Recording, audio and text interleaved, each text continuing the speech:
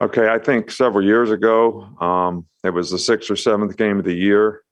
We just beat Texas A&M, and people started talking about our team, and I had to bring everyone's attention to what I referred to as rat poison. All right, so now we basically played one half of one game. All right, we went ahead 27-0 in the game. And then it was basically 17-16 after that with two stops inside the 5-yard line.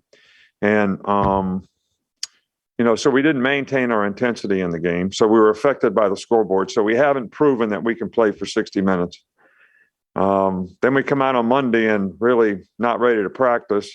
I guess because of respect we have for the opponent. I don't really know all that. Or maybe it's what they read on social media or in the media or whatever after one half of a game this season.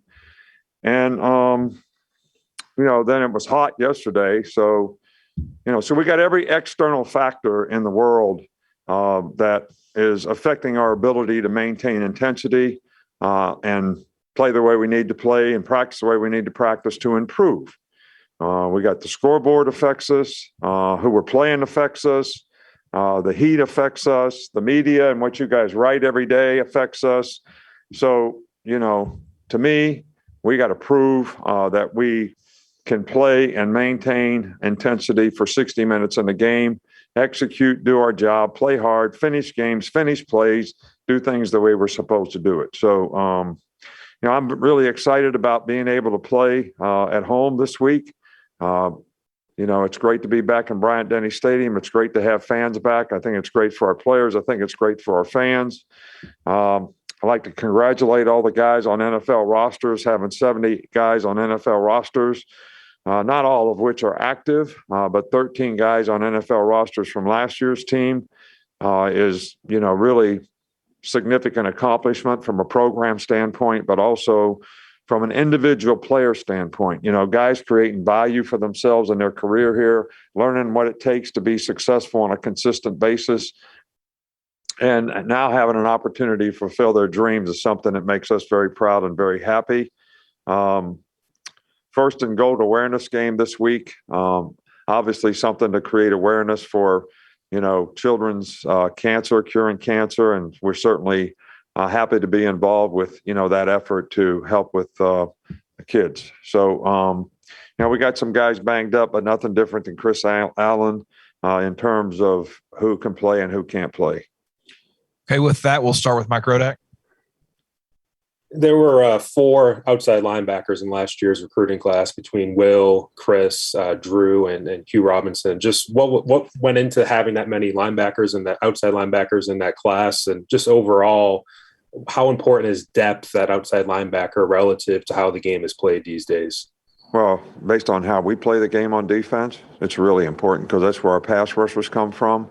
That's where our athletic guys come from to play the defensive end and nickel. Call it nickel J sometimes. So it's really, really important. And so some of those guys have developed nicely. Some of those guys continue to develop. And then, we were happy to be able to recruit the guys we recruited, this year as well. And obviously when you lose a player the quality of Chris Allen, depth at the position becomes even more important. We'll go to Nick Kelly with Tuscaloosa. Hey, Nick, I'm just curious, in the first game, what did you like from the offense in the red zone, and where do you see room for improvement still? Well, we kicked 3 field goals. So, we didn't score touchdowns 3 times that we had the ball, in an area where we should have been able to take advantage and try to score touchdowns. So it's something that we need to improve on, and we'll continue to work on that. We'll go to Michael. You said you mentioned that you didn't like how the team came out in practice on Monday. How did you see the leadership within the locker room? How do you see them respond to that practice? Well, we'll see. That's what I want to see. I want to see, do we have leadership? Do we get people to respond? Do people care enough to understand what we have to do to maintain our intensity for 60 minutes in the game, to improve as a team, to do the things that we need to do to improve as a team, to have the mindset that we need to have? We got some guys that are, they're doing the right things.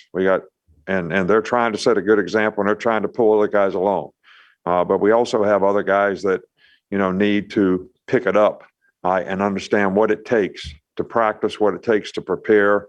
Some people have the idea that exertion through the course of the week, some kind of way impairs your ability to play on Saturday. But really, you got to have exertion through the week to be ready to play on Saturday. And the key to that is, how do you take care of yourself? How do you recover? How do you sleep? How do you hydrate? How do you use the Sports Science Center and all the technology we have to help guys recover so that you're going to be good on Saturday? So I think, we got some guys that got it backwards. We're trying to get them fixed. Go to Charlie Potter. Hey, Coach, you've talked about being excited about having fans back at the stadium. Just also, given the enhancements you've made over there, how much are you looking forward to actually having recruits back on campus for games? That'll be great. We weren't able to use the facilities that we created a year ago. They're very impressive facilities, and we're anxious to have people see them. Of course, a lot of guys have visited here over the summer, got to see them. But we'll certainly have more guys come to games. And I think we have, outstanding facilities, and we're always anxious to show as many people as possible the kind of commitment that we make to having a first-class organization and having a standard that's second to none, and what we're willing to invest to help them be successful. We'll go to Adam Beasley. Nick, I'm sorry, a little off topic. I wanted to ask you about Tua and Mac Jones facing this weekend. Obviously, it's a huge showcase game. Two Alabama quarterbacks facing each other, and for the first time in a long time. I just want to get your thoughts on those two guys, reaching that level, facing each other, and maybe just a memory or two of them together back in 2017. Yeah, well, both guys are great guys. Both guys did a great job for us here. We're rooting for both guys. I hope both of them play extremely well. They're very capable. Tua obviously, sort of had his, year last year to play and develop and learn and grow. And, Mac is certainly, in that situation now. And, I wish them both very well. I hope they both do extremely well in this game as well as in their career. But, somebody's going to have to win and somebody's going to have to lose. But I don't think I think the quarterback probably gets too much credit when you win. They also get too much criticism when you lose. So it'll certainly be a team effort for both teams in terms of who has the most success in the game. We'll go to Gentry Estes. Yeah. Hey, Nick, another throwback question for you. Being up here in Nashville, I wanted to ask about Julio Jones. What do you most remember about Julio's recruitment out of Foley years ago? And looking back, how important was he toward the growth of Alabama's program during your early years there? Well, I think, Julio was a part of the first full recruiting class that we had.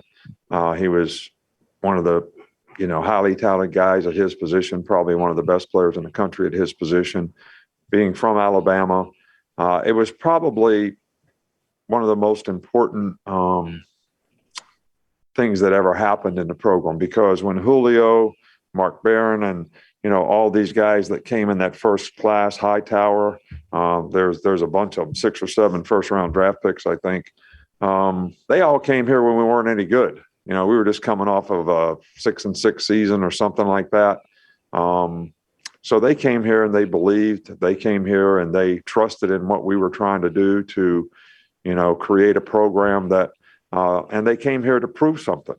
And there's nobody that we've had that was a better leader or did more to sort of enhance the culture of toughness, giving effort, finishing plays, being a great competitor than Julio Jones did. I mean, he used to run down on kickoff and wouldn't come off kickoff team during the game. And he's one of the best receivers, in the country.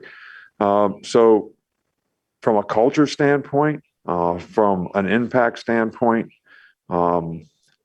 in the early years, there was a lot of guys that made a great impact, but Julio was one that probably led the way as much as anyone. We'll finish up with Melanie Collins, excuse me.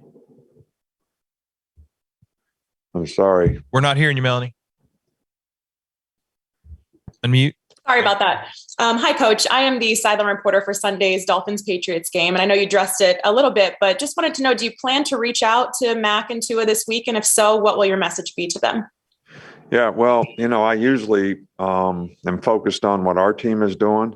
I think that, we text all 70 players in the NFL and let them know that our thoughts and prayers are with them and we wish them good luck.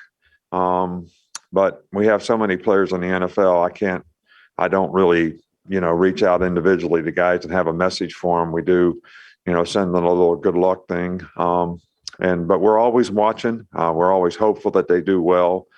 We love it when our guys come back. I don't know. We had probably 10, 12, 15 guys, on the sidelines this last game in Atlanta that were all, guys that were successful in the program here and having successful NFL careers.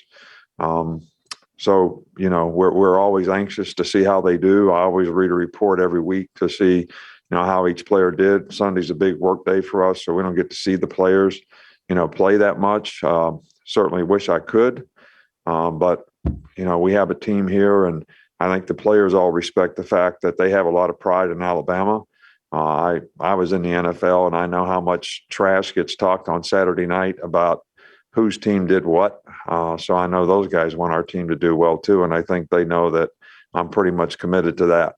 All right. Thanks, Coach.